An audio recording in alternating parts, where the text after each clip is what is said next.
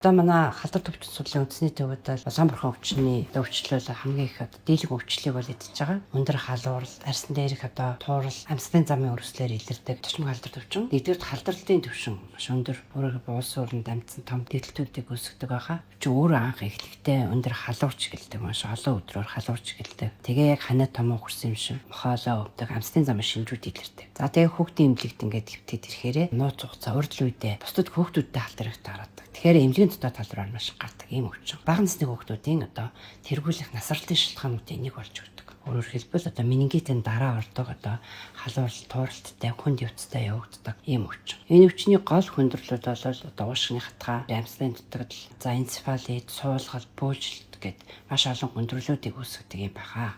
За мөн ингээд вирусын халдраар тэрхээр зэрэг хүний тохон хүний тархлаас суларна. Инхээр бусад хоёр дахь шалдрууд ингээ халдруудаар хүндэрдэг ийм юм.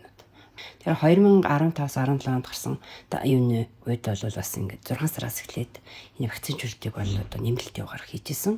Энэ жил гэсэн бас ингээд вакцинжуулалтыг эрчимжүүлэх, өвчл насварлтыг буруулах чиглэлээр бол арга хэмжээнүүдийг бол эрдэнэдийн яамнаас тий хувьч хэрэгжүүлж ингээд явж байгаа юм байна. Вакцинжуулалтын хувьд бол энэ Улаанбаатар вакцин маань өөрөө халдвараас 97% хамгаалах боломжтой гэж үздэг юм байна.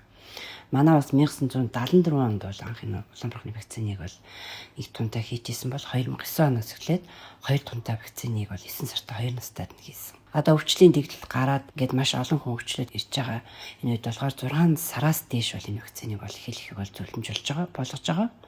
Мөн вакцин 10-аас дээш настай эдгээр юм уу те өмнө вакцины нэг тун хийлгсэн, вакцин хийлгээгүй, вакцин хоцорсон хүмүүс маань бол нэмэлт тагтаж болтод бол хамрагдах боломжтой юм байна. Практик дээр ингээ харахаар зэрэг вакцин хийлгэсэн хүмүүс маань уцангой хамаагүй хөнгөө өвддөг.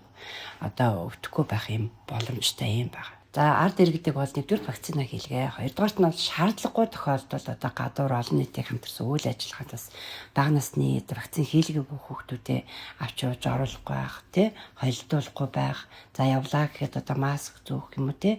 Иймэрхүү хамгаалах арга хэмжээнүүдийг авахгүй бол танаа хүүхд хэрэг Улаанбаатарны вакцингүй байж байгаа өвдвөл өөрөө өвдөн хүндэрнэ. Бусдад халдвар тарах эрсдэлтэй учраас энэс сэргийлэх аргууд авч хэрэгжүүлээсэ гэж бодож байна.